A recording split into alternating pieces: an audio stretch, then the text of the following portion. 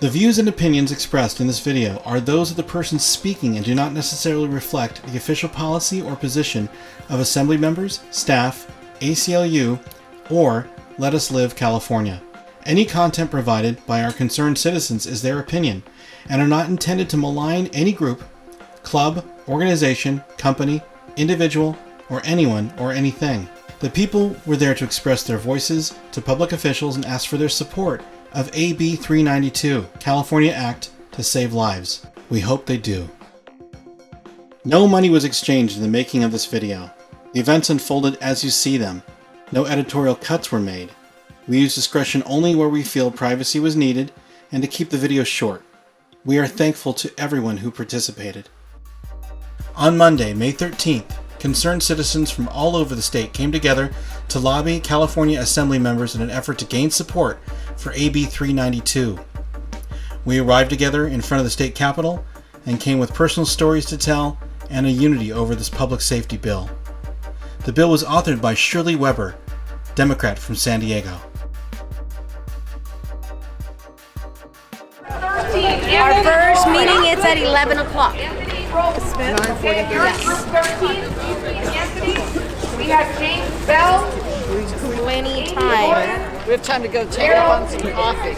Can you read the list again? Who's Smith? Who? Smith. And who else? Rendon. Kylie and Santiago. Owned for all children. Mothers are a central piece of what we do. Oftentimes people say God created mothers because he couldn't be everywhere. And that is so true. Mothers become an integral part, not only of the lives of their children, but for every child in the community. It's that connection that is so essential that helps us all to grow. And so we have a tremendous respect for mothers who are here today. I want to thank you all for coming out because this is an important bill. And it really talks about our love for our children. And no greater love than a mother has for her child. And one can only imagine in the worst sense what it feels like to lose that child.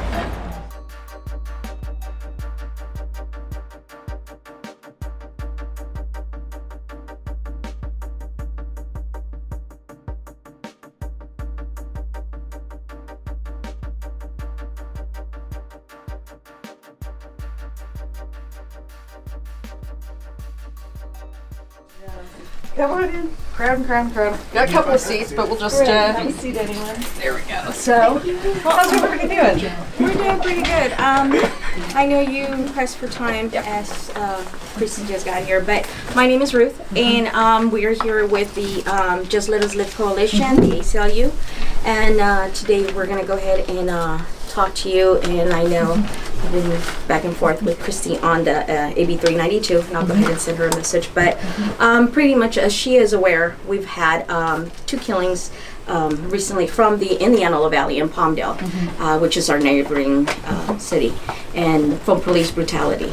These are Mondo was a 17-year-old that got killed, and because he was trying to put the dog away, the officers were trying to kill the dog, and actually ended up shooting the 17-year-old Armando. They did not let the mother see him until the next day. Through the whole time while the mom was at the hospital, at AB Hospital, trying to see her son, the officers kept saying, the suspect, you cannot see the suspect, you cannot see the suspect. Even though he was the victim, they still calling him a suspect. So the mother didn't get to see her son in the last hours. So that is not acceptable. So we do know that there's police brutality, and she may be aware, she's actually aware of the racial profiling lawsuit that went on, and the DOJ found Lancaster and Palmdale responsible and guilty. So I'm a Vallejo resident, and I've had more bad experiences with Vallejo police than any other place I've lived in the Bay Area. One night I was driving home, and suddenly this big truck comes up from behind, tailgating me, shining their brights in my light, in my mirror. No idea it was a cop. I pulled over to the right lane to let him pass, and they followed me. I'm like, oh my God, there's some crazy guy following me. I turned right to avoid him. They followed, and I started getting really scared. Like, I'm afraid if I go home, somebody's gonna like mug me, rob me, kill me. I don't know who it was. I started speeding, running stop signs, Finally, they beat their lights and pulled me over. And I was so like amped up. I jumped out of the car. I started yelling at them. Just imagine if that had been a young black man jumping out of the car. They said, "Ma'am, get back in your car. We were trying to read your license plate. Then your evasive maneuvers made us suspicious." I'm driving normal. I'm pulling over to let him pass. That's an evasive maneuver in their eyes. So I complained to the guy who manages the Coffee with the Cops community relations the next day, and he told me, "Oh, we're sorry you were scared, but they're scared every time they pull somebody over. They don't know what's going to happen. And oh, your car must have fit the demographic or the description of somebody. So they're telling me it's okay to treat people like that." And I'm one of the few people, maybe, I think in Vallejo people are afraid to complain. I'm not afraid to complain. But their culture is messed up, and I think this bill will help them be one of the things that they need to get in line and start treating people with respect. Okay, Terrence. I'm Terrence. The reason I feel like AB 392 is as important as it is because it will help change the mindset that our current California police officers have. There are no other places in the country, I dare say the world, where people are killed by police officers as much as they are here. And I think that's just because of the mindset that our police officers have. And I think that AB 392 would be the first steps towards changing the way that they think about a situation when they go into it, not seeing every stop, every traffic stop, or every altercation with another person as a deadly situation, but looking at it more as a way to, just work together with the community. Recently in Vallejo, there was a young man, Willie McCoy, who was shot at a Taco Bell in a plaza. He was in his car unconscious. Taco Bell called just because he wasn't moving, and they had called out to him, but he wasn't responding, but he was unconscious in his car. The police pulled up, and over the span of about 5 minutes, they had basically set up a situation that there were no other options outside of deadly force. And then when the young man woke up, they had realized he had a gun, and police officers had started shooting at him. But he hadn't fully woken up. It was more of a flinch. The video's on YouTube now, actually. And it just showed that our police officers in Vallejo, and I'm sure all over California, have a mindset that whenever they pull up to a situation that they could die, which means they're afraid. So if they go into a situation afraid, like the officers in the video whose hands were shaking while holding their guns, if they go into these situations, then it just means more and more lives will be lost. But if AB 931 comes in, then there can be policy that would change the way that they're trained and the way that they think when they go into urban situations. Okay, and next we have Brian. So for 24 years, I defended police officers in Santa Rosa. I retired as city attorney there in 2008, and I personally defended officers in shooting cases in federal court, was on 2 post committees that developed training for all California peace officers on suicide by cop and responding to incidents involving the mentally ill. The law's broken. We all see, not only are there no criminal prosecutions filed, we never hear about discipline in officer-involved shootings because it isn't imposed. Do we really believe that a law that just establishes what the police can do instead of what they should do is adequate? We as the bosses, the police are there to protect and serve us, need to require that they de-escalate whenever possible, and that being a guardian of all of us, even if we're in the middle of a mental health crisis, even if we're under the influence, even if we're very angry because of a fight with a family member, they need to try to de-escalate. That this law would require that, and it also holds the officers accountable where they create the circumstances that led to deadly force. If I, a 66-year-old grandfather, had been passed out at that Taco Bell, and after 5 minutes of sizing up the situation, if they had discovered I had a pistol on my lap, they would have backed off behind cover, behind the corner of the building, and they would have waited me out and tried to engage me using calming de-escalation techniques. Instead, in the video, you see one officer say to another, and the officer has his weapon pressed right up against the window, "You know what to do if he moves." They created the conditions where any flinching would lead to deadly force. We need a better California law on the use of deadly force. Joanna. So recently, Willie McCoy's niece was driving down Broadway Street in Vallejo, and officers said she did the gun pointing fingers towards them, so that's what caused them to pull her over. They ended up snatching her out of the car, throwing her on the ground, and then tasing her.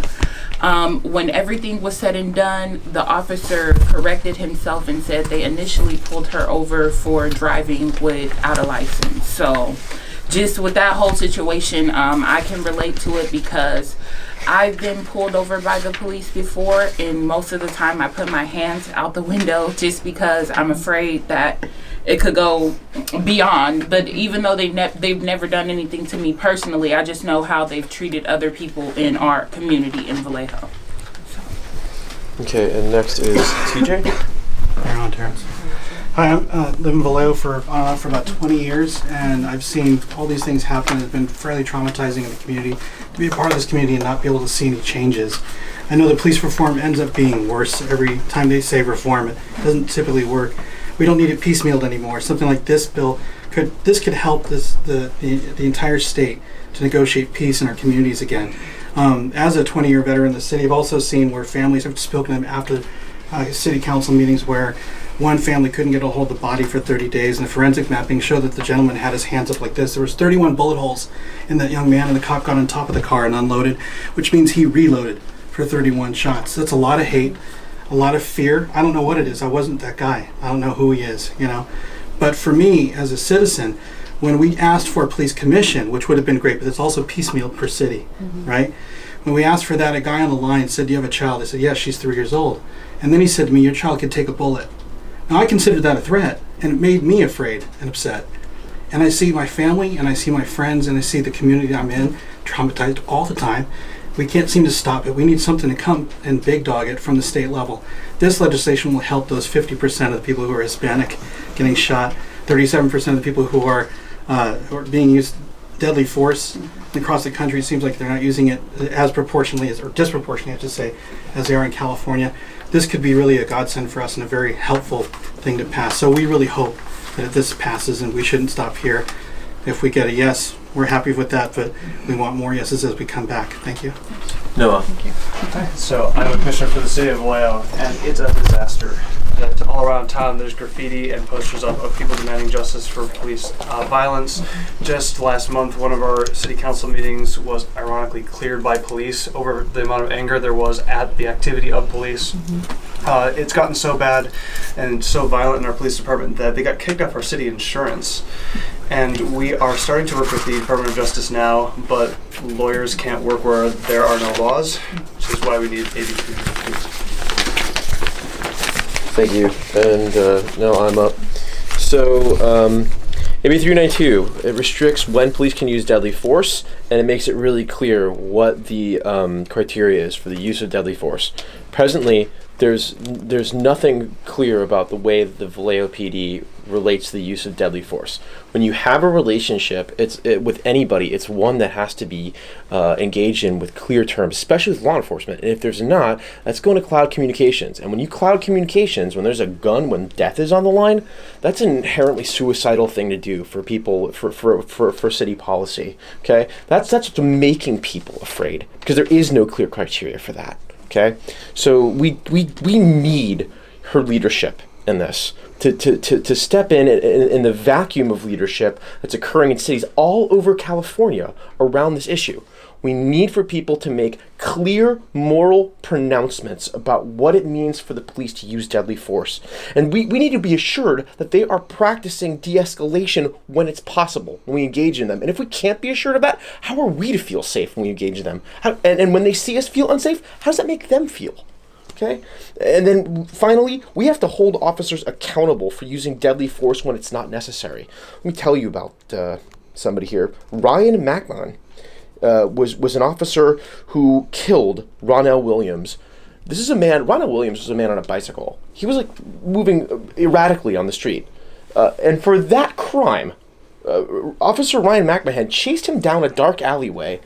And when he emerged, Ronell Williams had a bullet hole in the back of his head. Now, the cam footage was released about 5-6 days ago, and it showed pretty clearly that the police officer was standing over Ryan McMahon was standing over the body of Ronald Williams. He tried to get up, shot him in the back of the head when the guy tried to get up. That's the crime he committed. We're still working on what that looks like. But you know what I can tell you? Officer Ryan McMahon unloaded his rounds again shortly thereafterwards. And do you know who he unloaded them into? Willie McCoy. Is it the same night?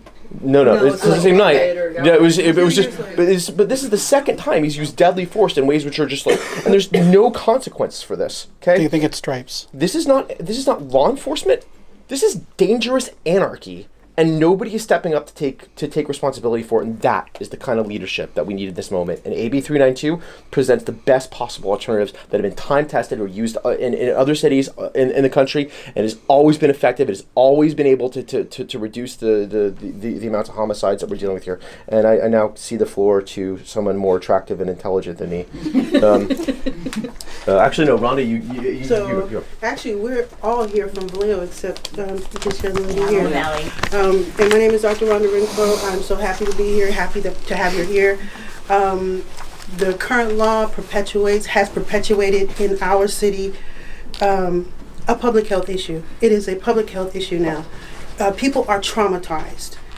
This law needs to go into effect because we have whole communities that are being impacted. Thousands of people that are being impacted. I'm afraid when I drive my car if I see a police officer drive up behind me. I am petrified. My son came in the other day and said, "Mom, I thought through a scenario for what I'm going to do if a police officer stops me."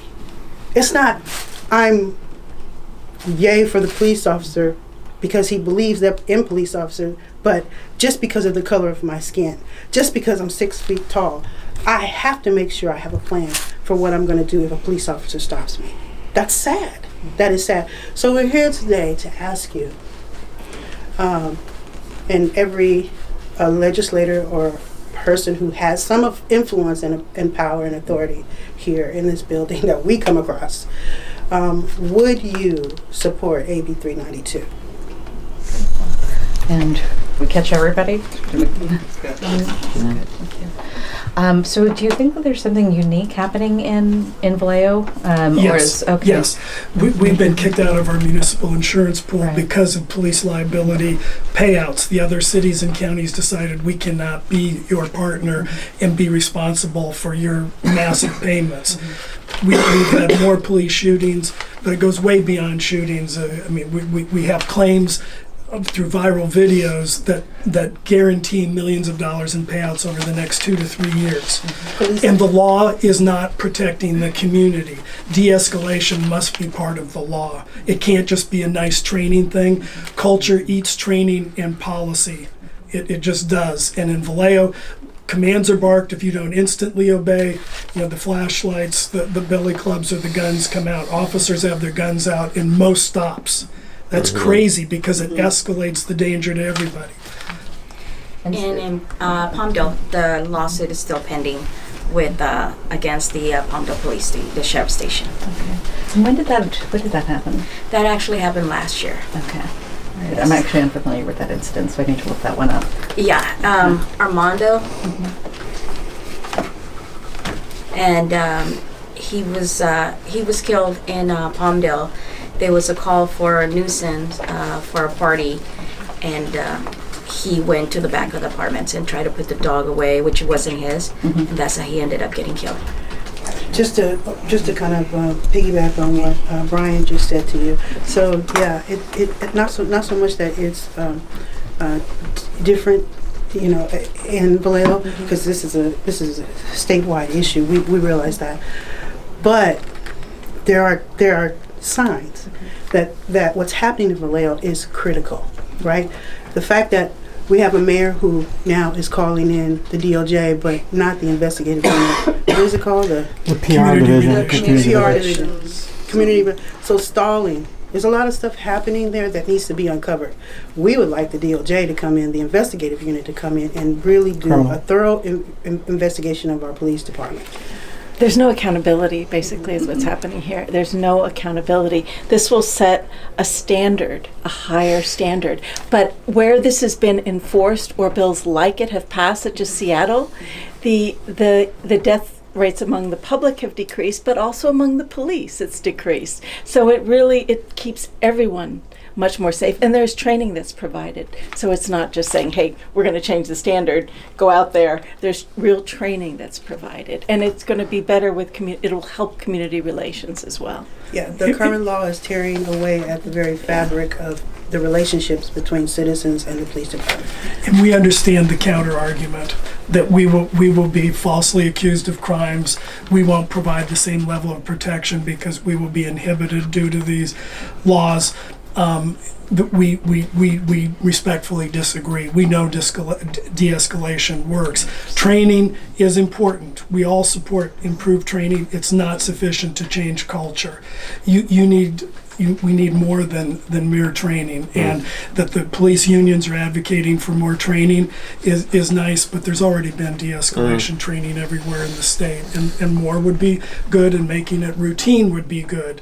But unless the law changes, what will happen is DAs will never file criminal complaints. They never do. Chiefs don't impose discipline because the policies are exactly the same as the state law, and so they reach the same. But then juries in civil cases award millions of dollars in damages. How is it that they see violations of the law while the chiefs and DAs do not? And citizens are hushed through intimidation tactics, being followed, police driving by their house, and just in the last week, this young lady talked about a young lady who is connected with the Willie McCoy issue, who was dragged out of her car and tased. And apparently, the video that I saw did not warrant that type of The reaction. Romero family had told me about police coming at night to their house and a gun out in the darkness in an alleyway, and then saying, well, we got a call from this house, and she knows who lives there because she lives there. They were looking to harass her family.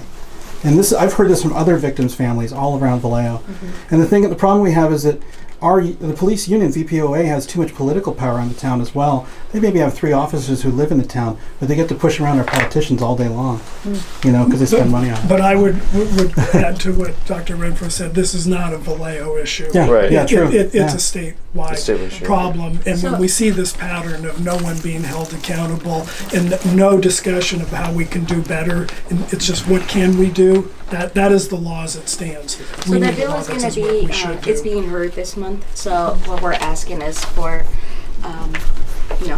Chrissy to go ahead and vote yes and give us the support on AB392. It's needed. She is aware of what's going on in the Antelope Valley, just her backyard. Kern County, the most deadly and dangerous county in the whole country. That's just right on the corner too.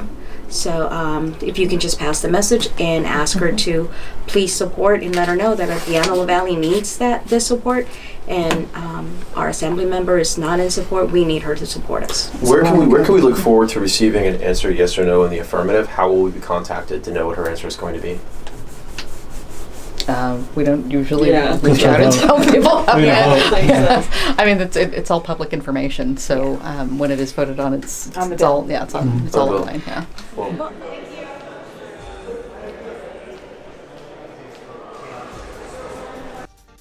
we are here today with Let Us Live and ACLU. Okay. And we are here in regards to the AB392. Okay. So I'm going to go ahead and hand you this. Okay. Thank you. Pretty much what we're doing is we're asking the member to support the bill that is going to be heard this month. And the reason is obviously from the Antelope Valley, and in the Antelope Valley we had several shootings by police officers, and the most recent one was a year ago, a 17-year-old. The police showed up because there was loud music. The 17-year-old boy was not even around in that area. However, he was putting away a dog so they wouldn't attack the officers. The officers then shot the dog, but the bullet ricocheted and it killed the boy in the stomach. Now, the boy was taken into AV hospital. Mother was notified, and the mother was not allowed to see her son until the next day that he had already passed away. Through the whole process, they kept calling him a suspect, but there was a suspect of anything because he was a victim, and they said it was an accident. So, but through the whole thing, whatever they were covering up, they were not allowing the mother to see her dying child. So that's just one of the things. Not only that, but the Antelope Valley, both cities, Lancaster and Palmdale, have been both found guilty by the DOJ for racial profiling. It's well known. I mean, and so many millions of dollars. So because of that, we are asking transparency with law enforcement, but also the fact that we want to make sure that law enforcement shouldn't be going to these places with their guns drawn. You know, they have to learn de-escalation, and they do get the training, but the training doesn't do anything unless they, I guess, implement it. So if there's no consequences, they don't have to implement it, because the only thing they have to say is, I fear for my life.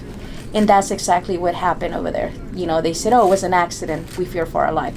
But a 17-year-old boy is dead. And then after that, everything that comes up was, oh, he was truant, he was in continuation school. He was a victim. He was a 17-year-old victim. His name was Armando, not truant or anything like that. So before we all get started, because we all have a little bit we want to say to you, we're all, everyone else, except my sister here, are constituents. So I wanted to put that on the table first. So I think, go ahead, I'll let Gretchen. Yeah. And thank you all for making the trip. Yeah, thank you. We appreciate it. So my experience with Vallejo police is they don't understand de-escalation. They talk about training, but it's not implemented. I was driving home late one night from a downtown fundraiser. Bright lights shining in the back of the car window.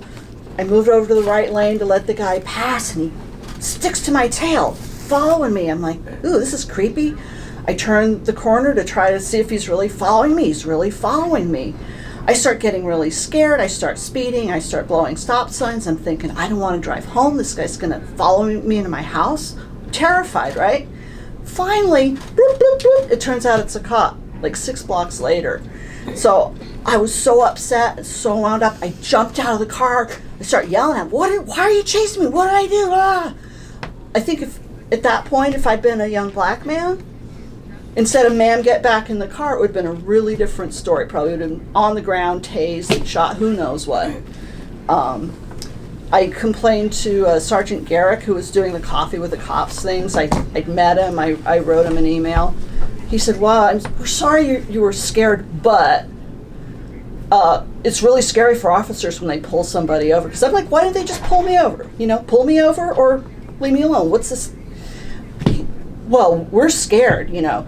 And maybe your car fit a description of somebody they were interested in. And just a bunch of excuses. Like, I don't think that's normal police behavior in any other place I've ever lived. But they justified it. So I think this bill will help give them some better ground rules. Thank you. Terrence? Okay, cool. I'll stand so she can sing as well. But I'm Terrence. Like they said, we're here for Bill AB392. One of the reasons I think it's really important is just because as we've heard about all the different incidents and things that happen with law enforcement and people of color, there obviously needs to be a change in mindset. And Bill AB392, I don't want to keep saying the whole thing, but will help. I do feel like is the first step in helping create that change in mindset. I know one of the first barriers that officers say that they face is that in doing so or learning something new or being trained in a different way, it's going to create a hesitation when they get into those confrontations or any type of traffic stop or anything. But I don't believe that. I think it's like anything else. Learning it, practicing it, being taught it, it's like anything else. There won't be a second hesitation, just like pulling a gun out and shooting an unarmed person they don't hesitate in that moment. Recently in Vallejo, a young man was shot at the Vallejo Plaza, Willie McCoy. And in that instance, police officers had 5 minutes while he was unconscious in the car to create a scenario where they could have gotten him out or woken him without any type of confrontation or without at least a safe scenario for their lives. But the scenario they chose was one that created a situation where there was going to be someone was going to die, and it was obviously going to be him. According to the video, if you watch it, you can even see the officer had his gun pressed to the window. You see his hand shaking because he's afraid. I don't know if he's afraid that the young man's going to pull the gun out, because I'm not in his mind, but he is obviously afraid that something's going to happen. One of them is going to get killed. And then the other officer who's there as well saying, if he moves or and then he says, you know what to do, and says, yeah, I know what to do. So in this situation where a young man was shot, I believe 26 times, immediately after waking up from being unconscious, it's obvious that they didn't have the mental tools, or the tool, whatever way they were taught to handle that situation was incorrect. In AB 392, I feel like it will put steps in place that will kind of force it at first. Then after a while, it will become second nature because it's what'll be known. Good afternoon. Thank you very much for meeting with us. My name is Brian Farrell. I'm the retired Santa Rosa City Attorney, and for 24 years I defended police officers in alleged misconduct cases, and I was on post committees that developed training for all California peace officers on suicide by cop and responding to mental health crises while I was City Attorney. In Vallejo, I have discovered our granddaughters moved over to Solano County, so we followed from Santa Rosa, that there are too many instances where after an initial command, the police are escalating the use of force to the highest possible level, whether it's with flashlights, tasers, and in some cases guns. And we need to have embedded in the law a requirement that they de-escalate whenever possible.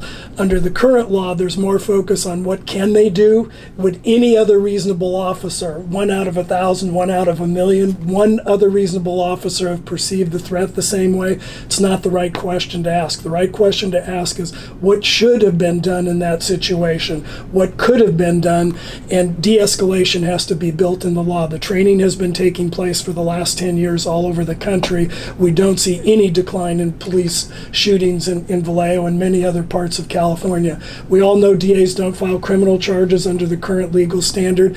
Chiefs don't impose discipline. We never hear about discipline of an officer who has shot and killed someone. In most of these instances, there are things that could have been done differently and better, and our best law enforcement professionals are not focused on that because the law does not require it. We desperately need this in throughout the state, but we do know that they're violating the law even though they're not criminal charges or discipline. How do we know that? In Vallejo, we've had a series of major liability settlements and lawsuits with adverse verdicts, and now there are viral videos that have swept the world, not just the United States, that guaranteed more massive liability payments for Vallejo. But it's not a Vallejo issue. It's de-escalation is built into the culture of law enforcement in England and many other countries. We can do it here. Hi, I'm Joanna. So, the reason why I think that AB 392 should be passed is because, like they said, it will hold police accountable. So, like Terrence was saying about Willie McCoy, his niece was actually driving the other day down Broadway Street in Vallejo, and officer said she made like the gun hand phrase towards them, and so they decided to pursue them and pull over the vehicle. After pulling over the vehicle, they ripped her out of the driver's seat, threw her on the ground, and tased her. So, after everything was said and done, the officers tried to make it seem as if they pulled her over just because she was driving without a license with minors in the car. But the way I see it is it's a bigger issue than that, because just assuming that a person made a hand signal at you, you may not have known if that person was like deaf and was doing sign language or anything, so you just automatically reverted to, oh, they're trying to target us with like the gun hand phrase. But it was just a really sad thing, just the way they ripped her out of the car and like threw her on the ground. So holding police accountable is the best thing for us, and not only in Vallejo but everywhere. My turn. Hi, my name is TJ Walkup. I live in the district, and I've met Grayson before. I can tell you, thank you. I've been around there for about 20 years, and I've seen a lot of families who've really experienced their trauma of their life in losing a family member, sister, brother, son, father, all those things, uncles. And after 20 years of watching it, I've seen no real changes. I've seen like a police advisory commission, which is a dog and pony show the chief has as a tool to use for PR. And even the coffee and the cops, all these things that they've used to kind of get the community together haven't really done anything because the activities haven't changed. In fact, they've escalated or gotten worse. In that 20-year period, at one point we wanted a police commission. We asked for it, and they came out like, I don't know, 100 deep or so. There's the police and fire union guys. They were big guys, all kind of scary, and they had a line in front protesting. We're the professionals. We do this kind of thing. That's it. One guy on the line asked if I had a kid. My daughter was 3 years old at the time. And I said, yes, I have a kid. She's 3. And then he said, well, your kid can take a bullet. Any other father would see that as an imminent threat. well, changed my attitude about talking to the cops a lot, right? I see the same thing happening, nothing changes. What we need is not a piecemealed effort anymore, not just police commissions, although we do need those as well, and transparency where the citizens are involved. But we also need something like this bill, AB392, because what this will do is even the playing field. If the constitutions are rule of law, right, and we're supposed to be equally protected under the law, I see what's happening now is not the case. You know, if you were to shoot me or if I were to shoot you, I should go to trial or you should go to trial, depending upon who shot who, right? And then it should be an even playing field. It's not that way with police officers. They've kept it quiet the way they've dealt with things. And I think for our community to feel safe, and so people don't objectify each other's lives, whether it's an officer or a citizen, then we have to even the playing field. And this bill is an effort towards that. It can't be piecemealed from county to county or city to city. Something like this will begin that conversation and the change of behavior. And obviously what we need in this world, in this country, is to change our behavior, to honor each other. That's it. Thank you. Thank you. So again, thank you so much for allowing us to speak with you about this bill. Again, my name is Dr. Rhonda Renfro, and I'm a resident of Vallejo, California. And so one of the reasons that I'm supporting this bill is because I see the current law and how detrimental it is to communities, how critical it is for the health inequities that surround this issue to be focused on and addressed. Mainly that this kind of occurrence of police shooting is happening in predominantly African American communities and how that's impacting those communities.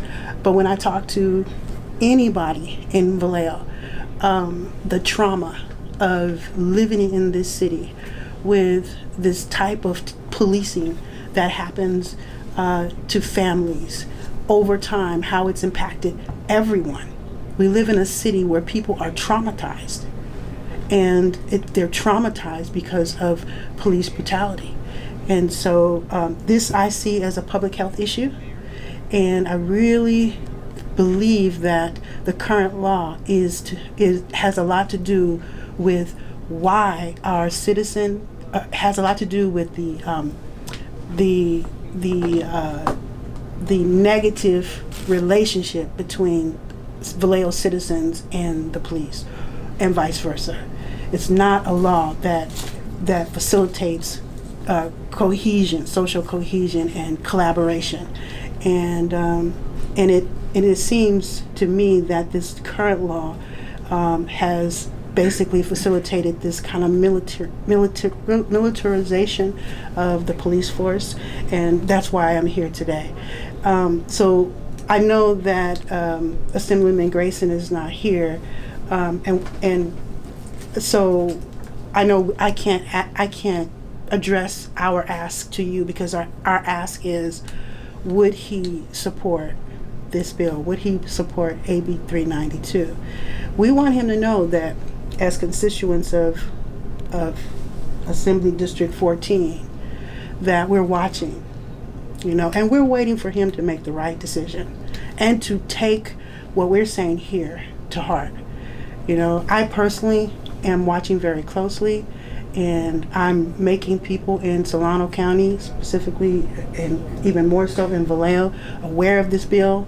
AB 931 kind of squeaked through. Not a lot of people knew about it, but between us, how many of us in here, we can make hundreds and thousands of people aware of the decision he makes about this bill. And that's why we're here.